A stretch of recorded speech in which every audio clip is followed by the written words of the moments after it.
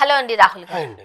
మస్తాన్ సాయి గారి యొక్క అరాచకాలు చూస్తున్నారా టీవీలో? ఆ చూస్తున్నానండి. రోజుకోటి డ్రగ్స్ బయటపడుతుంది. ఆ డ్రగ్స్ పార్టీలేంటి, డాన్సులేంటి, ఇదొక అందులో డ్రగ్ మాఫియా లాగా క్రియేట్ చేసేసారు.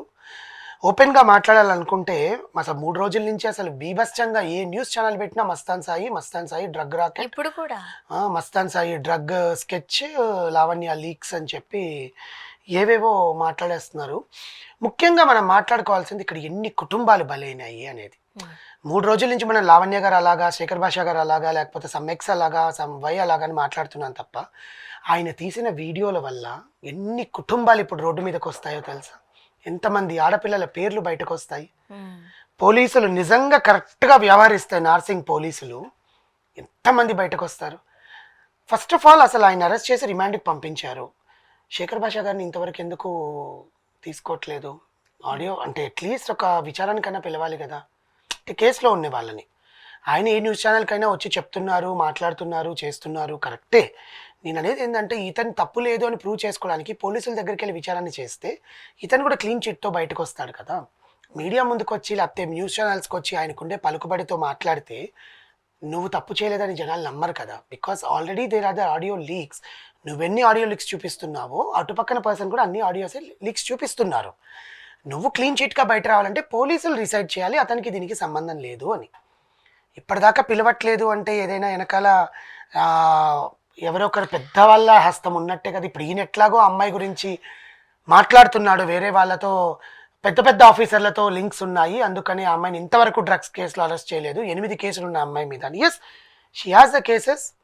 దానికి కోర్టులో నడుస్తున్నప్పుడు మనం దాని గురించి మాట్లాడాల్సిన పని లేదు. అసలు ఎఫ్ఐఆర్ తీసుకొచ్చి చూపించాల్సిన పని అంతకన్నా లేదు. కోర్టులో ఆల్రెడీ ఉంది. కోర్టు దాకా వెళ్ళినప్పుడు నువ్వు పోలీస్ స్టేషన్ నుంచి ఎఫ్ఐఆర్ తీసుకొచ్చి చూపిస్తాను. శేఖర్ భాష గారి విషయం పక్కకు పెడదాం. మస్తాన్ సాయి లింక్డే ఇది. ఓన్లీ మస్తాన్ సాయి గారి గురించి అదే ఇప్పుడు మస్తాన్ సాయి గారి లింక్డ్ ఏంటంటే ఆయన పేరు చెప్పినప్పుడు మస్తాన్ సాయి ప్రతిసారి నాకు ఆయన సపోర్ట్ చేశారు, ఆయన సపోర్ట్ చేశారు. నేను మస్తాన్ సాయి గురించే చెప్తున్నాను. నేను అనేది ఆ యాంగిల్ కాదు. ఇప్పుడు అసలు మస్తాన్ సాయి ఏం చేశారు అన్నది మాట్లాడదాం. మస్తాన్ సాయి చేసినటువంటి ఇప్పుడు 200 వీడియోస్ అని చెప్పి ఇంకా బయట పెట్టలేదు. అది మన రూమరే. నేను ఇప్పటికీ ఒప్పుకోను. అది 200 వీడియోలు పోలీసుల దగ్గర ఉన్నప్పుడు why they are not putting into the chart sheet? వాళ్ళు ఏం చెప్తున్నారు అంటే మస్తాన్ సాయి గారు లావణ్య హార్డ్ డిస్క్ తీసుకొచ్చిందని, లావణ్య గారి మీద మర్డర్ ప్లాన్ చేసింది, అదే ఉంది చార్ట్ షీట్లో ఈరోజు రాసిన ఎఫ్ఐఆర్ కాపీలో. It's not chart sheet, FIR కాపీలో వాళ్ళు రాసింది ఏంటంటే పలానా నవంబర్లో లావణ్య దగ్గరికి వెళ్ళి లావణ్య వాళ్ళ ఇంటికి అదే ఈయన వెళ్ళి తీసుకొచ్చుకుంది. నవంబర్లోనో ఎప్పుడో డిసెంబర్లోనో తీసుకొచ్చుకుంది. ఉన్నారు పోలీసుల సాయంతో ఈ అమ్మాయి వెళ్ళింది. నన్ను బెదిరిస్తున్నాడండి, నన్ను ఇట్లా చేస్తున్నాడు. అంతకు ముందు కూడా నేను రాజ్తరుణ్తో రిలేషన్షిప్లో ఉన్నప్పుడు మేమిద్దరం కలిసి వాళ్ళ ఇంటికి నేను చెల్లికి పెళ్ళికి వెళ్ళినప్పుడు నన్ను చేసిన న్యూడ్ వీడియోలు నేను రాజ్తరుణ్కి చెప్తే రాజ్తరుణ్ బెదిరించి మస్తాన్ సాయి దాంట్లోంచి డిలీట్ చేయించాడని ఈ అమ్మాయి రాసింది కూడా. రాజ్తరుణ్ కూడా ఒప్పుకున్నాడు ఆ విషయం గురించి. కానీ వీడి ఎంత ఘాతుకాన్ని పాల్పడ్డాడంటే సాఫ్ట్వేర్ ఇంజనీర్గా వర్క్ చేస్తున్నప్పుడు సాఫ్ట్వేర్ ఎంప్లాయీస్ ఉంటారు కదా, చూడ్డానికి ఒడ్డు పొడుగు బాగానే ఉంటాడు, ఆ మాట తీరు అంతా బాగానే ఉంటుంది.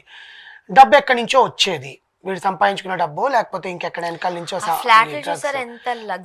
అదే అంత లగ్జరియస్ ఫ్లాట్ ఎక్కడి నుంచి వచ్చిందంటే అప్పటి నుంచే ఉంది సార్కి. బయట ఇవన్నీ అమ్మకాలు, మాదక ద్రవ్యాలు వైజాగ్ నుంచి విజయవాడ నుంచి తెప్పించుకోవడాలు, లేకపోతే ఒరిస్సా నుంచి తెప్పించుకోవడాలు ఇక్కడ అలవాటు చూడండి. అది ఎప్పుడు 2017-15 ఆ టైంలో ఇంత కట్టుదిట్టం లేదు డ్రగ్స్ అంటే, ఎవరికి తెలియదు కూడా.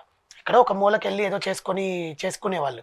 ఇప్పుడైతే మన గవర్నమెంట్ ఖచ్చితంగా నిఘా పెట్టింది, యాక్ట్ ఒకటి పెట్టింది, దానివల్ల ఖచ్చితంగా జనాలకి ఇప్పుడు వస్తుందే తప్ప.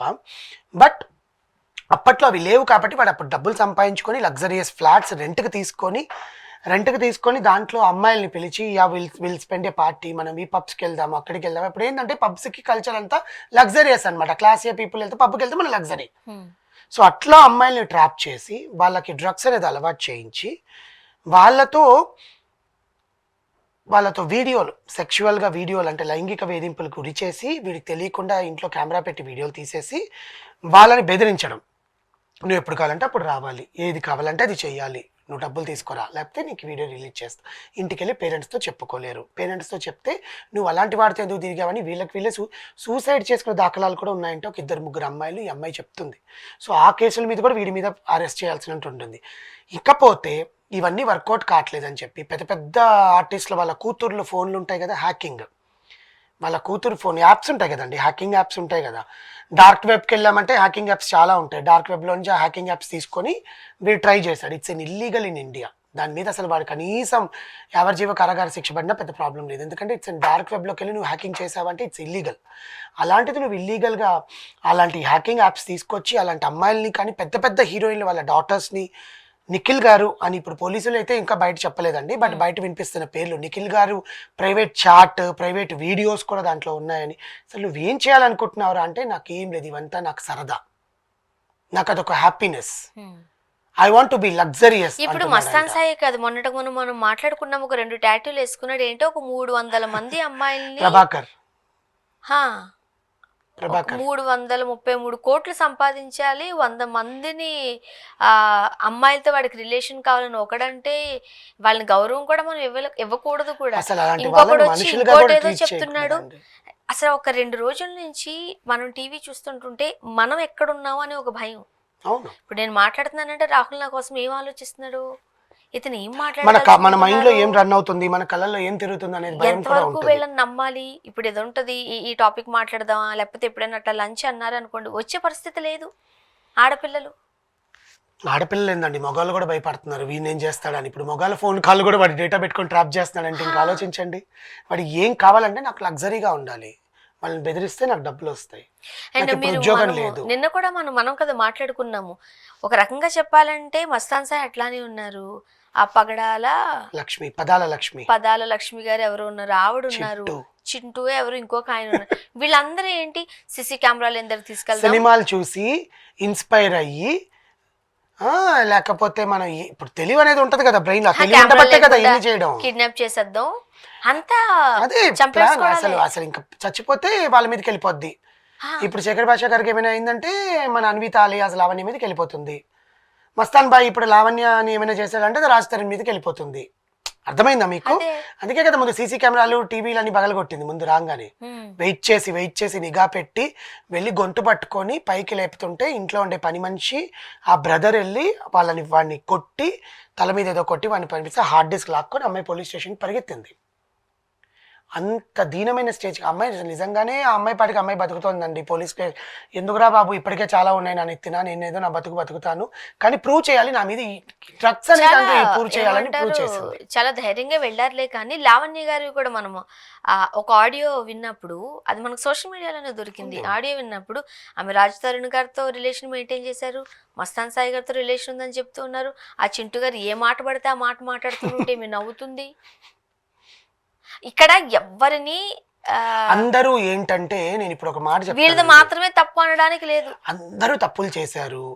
ఇప్పుడు నేను ఇందాక అదే చెప్పాను, నిన్న కూడా మీకు ఏం చెప్పాను, నలుగురు మనుషులు ఒక రూమ్ లో కూర్చున్నప్పుడు ఫోన్ ఇట్లా పెట్టి రికార్డింగ్ చేసేసుకుంటాం మనం నీట్ గా, అర్థమైందా? కానీ గొడవలు వస్తాయి చూసారా, అప్పుడు ఈ బ్లాక్ మెయిల్ డ్రామా మొదలవుతుంది. అరే నీ వీడియో నా దగ్గర ఉంది, నువ్వు ఇప్పుడు మాట్లాడరా, ఏం మాట్లాడతావు? సో అవతల వాళ్ళకి కట్టలు తెంచుకునేంత కోపం వచ్చేస్తుంది. వాడు అమ్మో వీడు నన్ను ఏదో చేసేస్తాడు, చంపేయాలని వాడు డిసైడ్ అవుతాడు.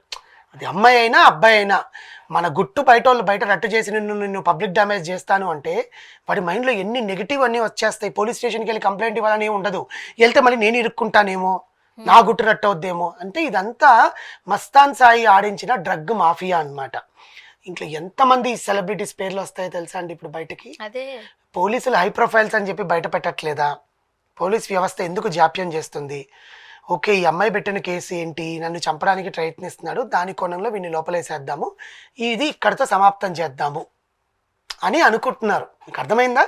ఇప్పుడు ఆ వీడియోలు బయటకు వచ్చాయంటే ఎంతమంది వస్తారు బయటకు? ఇప్పుడు ఎన్ని డిబేట్లు జరుగుతాయి, ఎంతమంది కుటుంబాలు బయటకు వస్తాయి. ఆడపిల్లలు ఒక రకంగా సెలబ్రిటీ స్టేటస్కి సంబంధించిన అమ్మాయిలు ఉన్న ఆడపిల్లల జీవితాలు బయటకు రాకూడదని పోలీసు వాళ్ళు నిజంగా ఆలోచించడంలో తప్పులేదు. కానీ but in case if somebody are involved with Mastan Sai, వాడికంత ధైర్యం వచ్చిందంటే వెనకాల ఎవడో ఉండాలి. వాళ్ళ పేర్లు రాకుండా వీళ్ళు కప్పిపుచ్చుతున్నారంటే మాత్రం అది పోలీసు వాళ్ళ తప్పు ఉంటుంది అనమాట. చూద్దాం ఏం జరుగుతుందో. Thank you so much.